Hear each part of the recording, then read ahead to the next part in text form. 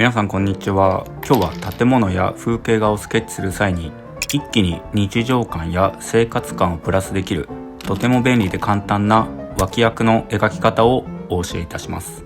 消しゴム채널。どうも、消しゴムです。普段は建物や乗り物を中心に描いているイラストレーターです。私は日常の風景をよくスケッチしているのですが、その時のメイン、いわゆる主役には建物を据えることが多いです。でも、ただ建物だけをポツンと描くのではなく、その建物の周りにある脇役を一緒に描くようにしています。これらをたとえ簡単でもいいので少し書き足してあげるだけで、画面の中にぐっとリアルな日常の空気感が流れ出すんです。でも、どう描けばいいのか迷うという声が多い自動販売機と電柱の2つの描き方、そして実際にスケッチする際の注意点をご紹介します。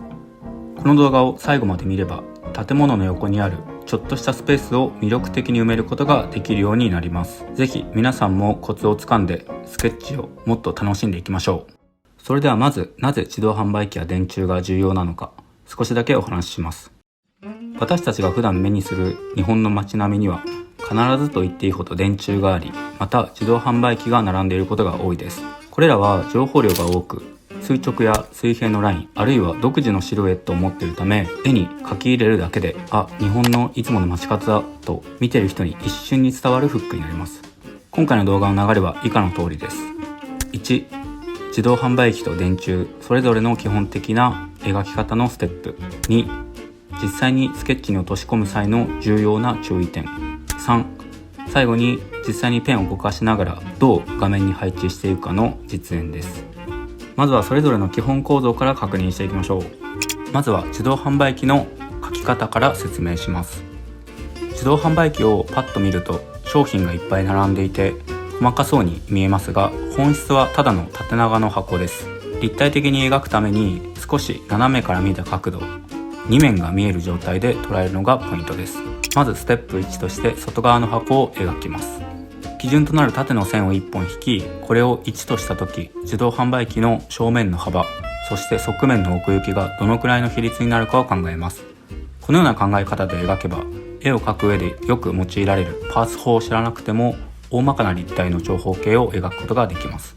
これは私は比率スケール法と呼んでいますが、以前比率スケール法について説明した動画を出したので、よかったら見てください。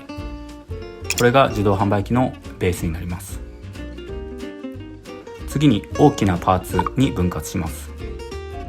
箱が描けたら一気に細かくするのではなく、大きなエリアに分けます。自動販売機は大きく分けて、上から商品が並ぶサンプルエリア、看板・ロゴのエリア、コイン投入口がある下部のエリア、そして商品を取り出す取り出し口のエリアの4つに分かれています。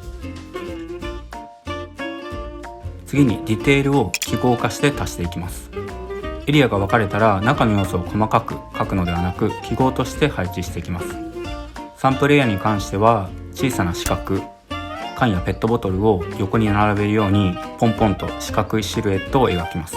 それだけでそれらしく見えます。看板のロゴエリアに関しては、自動販売機はメーカーごとに色やデザインが違いますので、それらの特徴を捉えて簡単に描きます。最後に色塗りです。あくまでも自動販売機は建物の脇役として捉えるので、色数はなるべく少なくしましょう。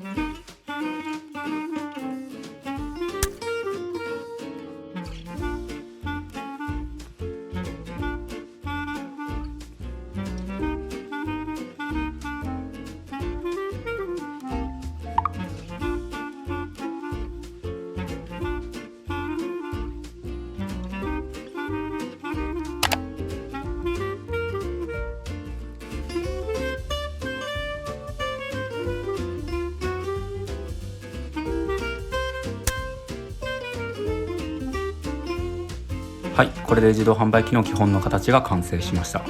シンプルですが、遠目で見たら自動販売機っぽいですよね。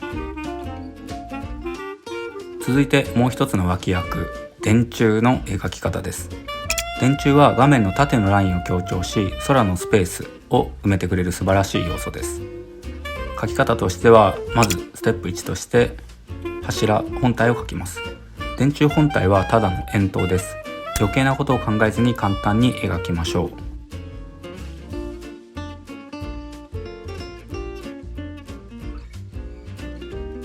次にステップ2として変圧器と標識を書いていきます。電柱には一方通行や飛び出し注意のような標識がくくりつけられていることが多いです。四角や丸といったシンプルな記号でそれらを描いていきます。また電柱の上の方によくついているグレーのバケツのような白い箱が変圧器になります。これを柱に引っかかるようにして描きます。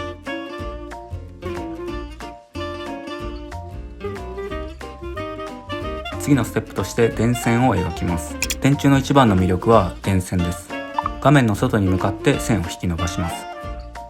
この時の最大のコツは重力で少したるませて綺麗なカーブを描くことです。ピンと直線を張ってしまうと人工的で硬い印象になりますが、少しだけ下方向に向かって U の字にたわませることで一気にリアリティが生まれます。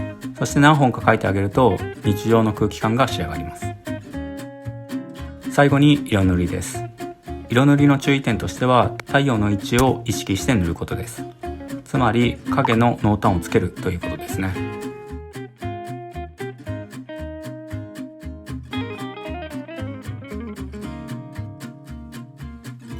基本の形が分かったところで、これらを実際のスケッチに落とし込む際の注意点を3つ紹介します。ここが全体のバランスを崩さないためにとても重要なポイントになります。一つは主役とのスケールを合わせるです。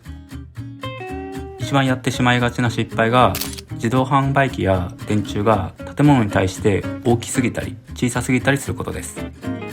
自動販売機の高さはだいたい人間の身長より少し高い約2メートルぐらいです。建物の1階のドアや窓の高さと比較して描きましょう。電柱は非常に高く、建物2階の屋根を優に超える高さがあります。また建物の横幅に比べて電柱を太くしすぎると一気に日常感がなくなります。電柱や自動販売機はメインの建物に対するスケール、つまり定規のような役割もあります。次の注意点として方向を揃えるです。自動販売機も電柱のパーツも立体です。建物の横のラインと同じ方向に自動販売機の上面や側面のラインもパースに合わせる必要があります。最後の注意点として書き込みすぎないということです。あくまでも脇役です。自動販売機のロゴを完璧に再現してしまったり、電線を10本も20本も真っ黒になるまで描き込んだりすると目立ちすぎて主役の建物が霞んでしまいます。ポイントは主役を引き立たせるバランスを意識することです。それではこれらのことを意識して建物を描いていきます。ここからはタイムラプスで線画と着彩をしていきます。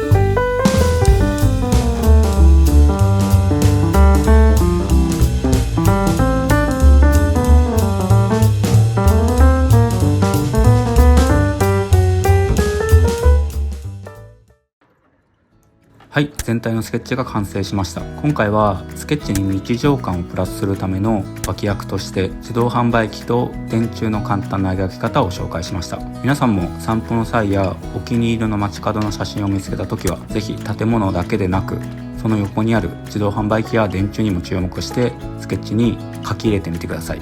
今回の動画が少しでも参考になった、面白かったという方はぜひチャンネル登録よろしくお願いします。また次はこんな脇役の描き方を知りたい、パーツの合わせ方をもっと詳しく教えてなどのリクエストがありましたらぜひお気軽にコメント欄へ書き込んでください。できる限りお答えしていきたいと思います。それでは次の動画で会いましょう。バイバイ。